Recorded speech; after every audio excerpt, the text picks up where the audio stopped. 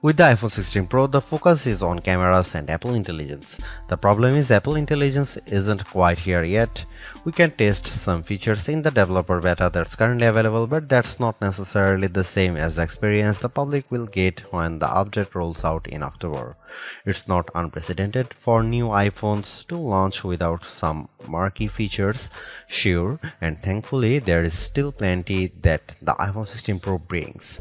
From camera control, the fusion camera, and other video related updates to slightly bigger displays and iOS 18, the iPhone 16 Pro and Pro Max are intriguing successors, even absent the wanted intelligence features that are still to come. Arguably, the biggest change to the iPhone 16 lineup, not to mention the iPhone 16 Pro, is the introduction of camera control. This is a button on the right side of the device which has touch and pressure sensors on it to enable greater control with swipes and semi-presses. One of the things this was supposed to do was let you push slightly on the button to trigger focus, similar to what half pressing a DSLR shutter button would do. That function won't be available at launch, so I can't say if it's effective. But by the large, camera control is a very Apple approach to a feature that has been around for years.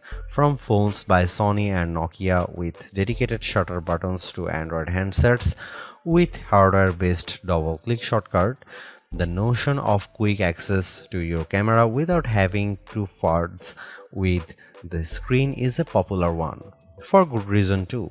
I've hated having to swipe or long press the icon on my iPhone's lock screen in the past, and even though I could set the iPhone 15 Pro section button to open the camera, it just wasn't positioned well and I'd have to give up my mute button.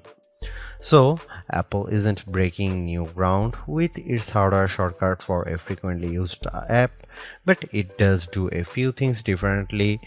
With the touch sensor, you can swipe on it to tweak things like exposure, zoom levels, and tone, and the half press still works as a way to select options or go back out of menus within the camera control interface. In theory, it's a nice way to make changes in the fly. In reality, there are a few issues and they largely have to do with placement.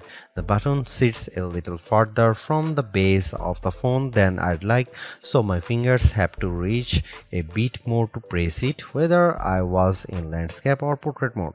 This wasn't usually a problem when I had both hands free and could steady the iPhone with my other hand and readjust my grip. But if you are trying to take a quick shot with just one hand, the button's location can feel unintuitive. Of course, everyone has different finger lengths and ratios, so it's entirely possible that other people find this logical. It also depends on your grip. If you are cradling the bottom of the device in your palm, it's harder to maneuver. If you are covering part of the screen and reaching out for the button head on, it's slightly easier to use camera control. Still, even for those with the strongest claws, swiping and half pressing and double half pressing on the sensor is tricky. I was only ever really able to do that if I had my thumb holding up on the bottom edge and my middle ring and little fingers steadying the right end of the phone. Maybe this is a new camera grip I just need to relearn for this button. The awkward placement is a minor gripe compared to what I found most annoying, the button's touch sensor.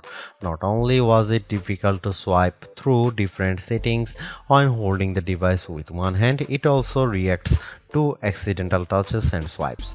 Sometimes the phone would slide down my palm and change the exposure or zoom level, completely ruining the vibe. I should point out that you can go into accessibility settings to either tweak or swipe sensitivity or turn it off altogether if it really bothers you. Honestly, if you are planning on making adjustments with camera control, it's best to have time, patience, and both hands free. In those situations, I had a lot of fun editing settings and watching them be reflected in the viewfinder in real time. I also liked zooming in and out of subjects, decomposing a shot and tweaking exposure till I liked what I saw before then pushing down to snap the picture. I especially loved this while recording video since it makes slowly zooming in or out of a subject smoother than using the on-screen slider. Even if you are not a glutton for buttons, there are still some camera updates that might intrigue you. This year's flagships sport what Apple calls a 48 megapixel fusion camera, which has a faster quad pixel sensor. This enables what the company describes as zero shutter lag, which is wording it has used repeatedly over the years. In this case, it's referring to how quickly the camera will capture a shot after you press the shutter button. I will admit I was initially confused by this update in part because it requires relearning some behaviors I had adopted to mitigate the shortfalls of older cameras. Basically, the iPhone 16 Pro's cameras are now so fast that when I asked someone to throw something so I could capture it in motion to see how still the images were, my shots ended up being of the person holding the object. Our video producer and I were very confused, and it wasn't until the zero shutter lag concept was explained clearer to me that I got it. I had become used to pressing the shutter early since cameras, in my experience, would be fractions of a second slow. Apple has become so fast that it actually captured the literal moment I tapped the button instead of the split second after when the object was in mid-air.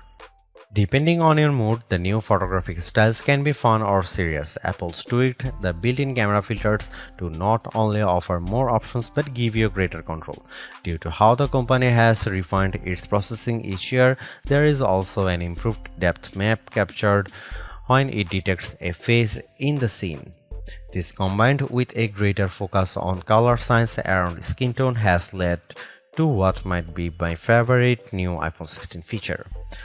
Whether I shot them in portrait mode or not, photos of people what I took using the iPhone 16 Pro were a dream to edit.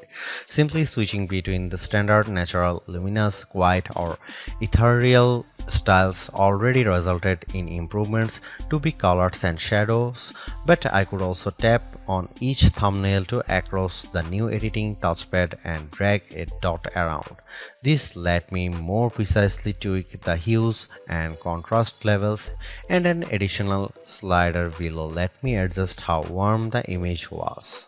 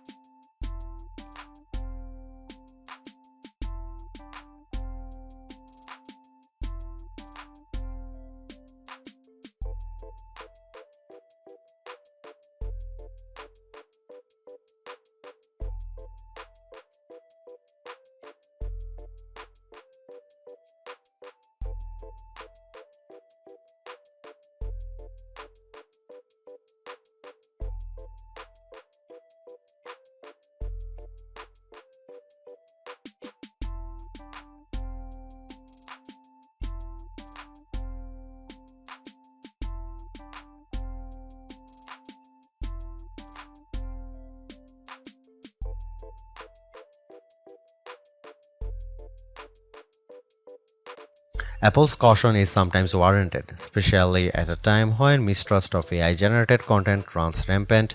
The company taking its time to get Apple Intelligence right is understandable, but its deliberation doesn't always lead to winners. While I appreciate the attempt to differentiate camera control with the touch sensor for more versatility, I am not yet convinced on its usefulness. The good news is, and I cannot stress this enough, you have the option to tune it to your liking, and that's the theme I'm seeing in recent Apple features that hint at more thoughtfulness than usual. If you don't like something, or if something isn't right for your needs, you can adjust or disable it. In iOS 18, you have greater control over your home screen's app layout and can pin custom collections for easier reach. In the Photos app, the action button introduced last year could have been a spectacular fail had Apple not let you still keep it as a mute switch, but it managed to give people more functionality while maintaining the status quo for those who are just as resistant to change. Change is scary, change is hard, But without change, there is no progress. Apple's cautious approach is a tricky balancing act that's evident on the iPhone 16 Pro. Some new features like audio mix and custom routes in maps delivers mixed results, otherwise like photography styles are hits. Then there are the basic ingredients like good battery life and durable, attractive designs that Apple cannot neglect. The iPhone 16 Pro's subpar battery life holds it back from beating the competition, which is stiffer than ever this year, especially from Google. Luckily for Apple, most people who have iPhones are going to stick with iPhones. It's just easier. For those already sucked into the ecosystem, the iPhone 16 Pro are worth the upgrade from a model that's at least 2 years old. If you already have an iPhone 15 Pro, for the sake of our planet and your wallet, you might prefer to hold off on upgrading, especially since this year's devices aren't that much different.